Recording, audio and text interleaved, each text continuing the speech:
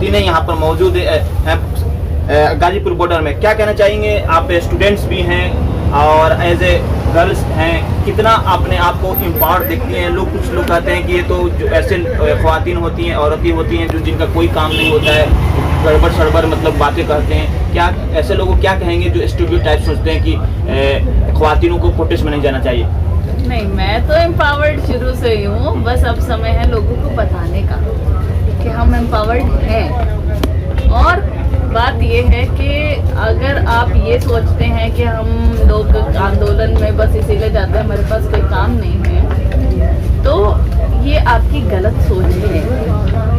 आज महिलाएं हैं जो नेता भी हैं, आज महिलाएं हैं जो डॉक्टर भी हैं, आज महिलाएं हैं जो वकील भी हैं। और आपको देखना चाहिए अब सेना में भी महिलाएं जा रही हैं। तो अब हमारे पास समय नहीं है, उल्टा हम पुरुषों से ज्यादा काम कर सकते हैं। हम वो काम कर सकते हैं जो पुरुष नहीं कर सकते हैं। तो ये पुरुषों को अपनी सोच अब है जो छोड़ देनी चाहिए। अच्छा, एक और जैसे आप बात हो रहा था तब बता रहे थे कि जिस तरह से एक कमेंट आया था जज साहिबा का कि जिस तरह से एक पितृ सत्ता वाला सोच आया था कि अगर एक रेप सर्वाइवर है उससे भी अगर शादी कर ले तो मामला कंप्लीट खत्म हो जाता है। ऐसे बड़े बड़े ओहदे पर लोग हैं, उनके जहन में इस तरह की सोच है। एज ए बीइंग वुमेन क्या सोचती हैं जब इस तरह के कमेंट सुनती हैं आप? देखिए, बहुत ही दुख होता है कि हम लोग एक डेमोक्रेटिक कंट्री में रह रहे हैं अभी, और हमारा देश जो है वो पूरे विश्व की सबसे बड़ी डेमोक्रेटिक कंट्री है। लेकिन दुख की बात ये है कि इतने बड़े पद पर आज सर्वोच्च न्यायालय के जो न्यायाधीश हैं वो ऐसे बोबड़े जी, उनका एक बयान आया है कि जब उनके सामने एक केस आया है कि एक बच्ची जो अभी माइनर है उसके साथ बलात्कार का केस आया है, तो उन्होंने जो रेपिस्ट है उससे पूछ रहे हैं कि क्या तुम इससे शादी कर लोगे। तो मतलब आप देखिए कि हमारे देश में एक डेमोक्रेटिक कंट्री में और जो हमारा कल्चर है उसमें शादी जो है वो एक जिसका आधार प्यार होता है, जिसका आधार रिस्पेक्ट होता है। लेकिन इन्होंने एक नई परिभाषा दी है, वो भी सुप्रीम कोर्ट के चीफ जस्टिस ऑफ इंडिया ने, कि शादी का आधार क्या है? रेप, बलात्कार करो और शादी करो। तो ये किस दिशा में देश को ले जा रहे हैं? और एक महिला को सिर्फ एक उपभोग की वस्तु, कि एक महिला ऑलरेडी जो कि उससे की मर्जी किसी ने पूछी भी नहीं, ना ही तो रेप जो कर रहा है वो तो एक सबसे घृणित अपराध किया ही है उसने।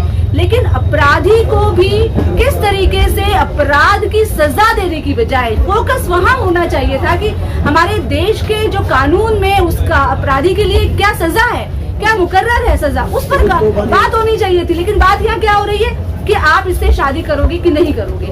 तो इतना घृणित बयान, इससे शर्म आ रही है। देश की पूरी महिलाओं ने इसके खिलाफ जो है वो प्रतिवाद किया है, और हम मांग करते हैं कि इस तरीके की जो सोच है, जो पितृसत्तात्मक सोच है, महिलाओं को सिर्फ एक उपभोग की वस्तु समझा जा रहा है, उनको एक इंसान नहीं समझा जा रहा है, तो इस सोच को आज बदलने की जरूरत है। यहाँ लड़ाई पुरुषों की और महिलाओं की नहीं है। हम तो कोई बात ही नहीं करते हैं कि महिला के पुरुष क्या, महिला क्या। अरे बिना पुरुष और महिलाओं के देश नहीं चल सकता। तो यहाँ बराबरी है, समानता की बात है। ओके, आप जैसे कि आप खुद बिहार से, दरभंगा से आई हुई हैं और यहाँ पर प्रोटेस्ट को कर रही हैं, देख रही हैं, तो क्या कहना चाहेंगे? स्पेशली आप बीइंग एज मुस्लिम वुमेन होने के नाते बहुत लोग स्टूडियो टाइप्स करते हैं कि मुस्लिम ख्वातीन घरों में ही रहती है, वो प्रोटेस्ट करने नहीं जाती हैं। कौन सी ऐसी चीज़ आपको लगा कि आपने गाजीपुर बॉर्डर पर आकर प्रोटेस्ट कर रही हैं किसानों के लिए? मैं किसानों के लिए तो आई हूँ, लेकिन सबसे पहले मैं अपने लिए आई हूँ और मेरे आने वाली जो पीढ़ी है मैं उसके लिए आई हूँ कि मेरे बच्चे जो है आने वाले वक्त में अगर मैं इस चीज़ में शामिल नहीं रहूँगी तो मेरे बच्चे पे ऐसी कोई घटना आ पड़ी तो बच्चे मुझ पे पूछेंगे मुझसे कि मम्मी आप जिस टाइम में आंदोलन हो रहा था हमारे अन्नदाता के लिए तो उस टाइम में आप कहाँ थी, जो नहीं गई, जो आज हमारे साथ ये वाकया हो रहा है।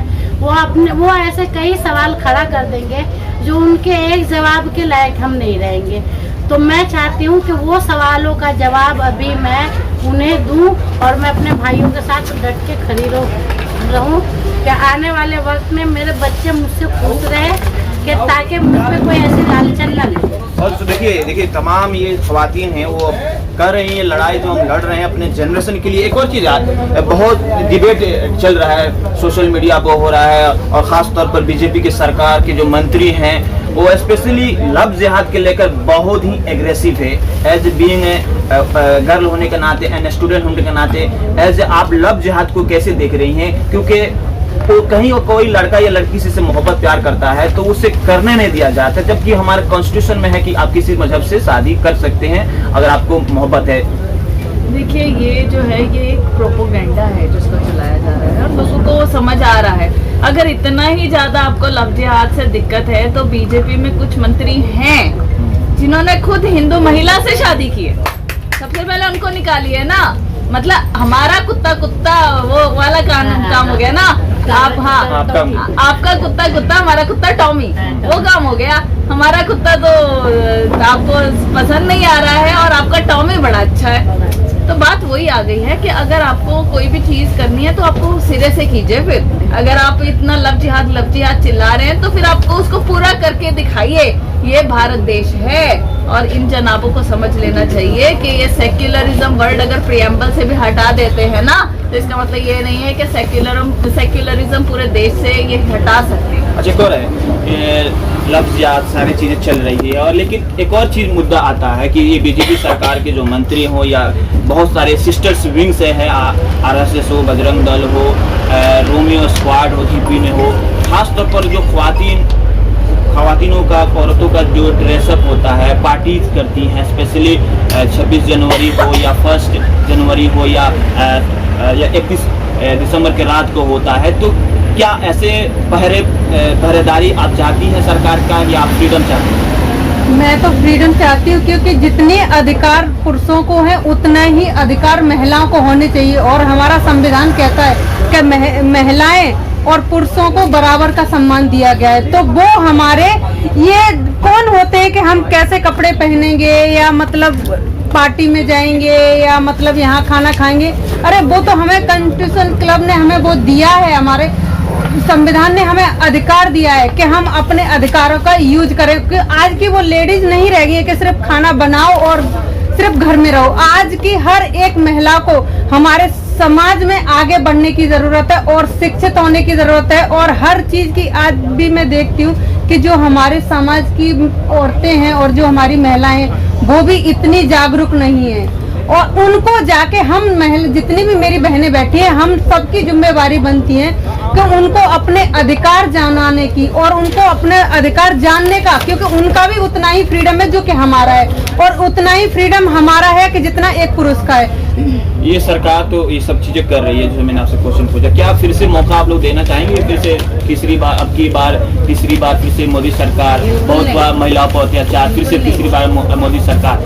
अब तो बिल्कुल नहीं, क्योंकि अब इस मोदी सरकार ने कहती थी ना कि अब की बार महिलाओं पे अत्याचार, और उसने यही करके दिखाया कि महिलाओं पर ही अत्याचार हुआ है। क्योंकि शाहीन बाग उठा के देख लीजिए और हमारा हाथरस कांड देख लीजिए, जितनी भी बेटियां अगर आप दूसरे पर उंगली उठाते तो वो 4 हमारे प्रति भी उठती हैं। अगर आप इतने ही सही थे, जो हमारी निर्भया केस हुआ था, मैं वहां से शुरू करती हूँ, क्योंकि हमारी जो निर्भया केस हुआ था उसने पूरे देश और दुनिया को झकझोर दिया था।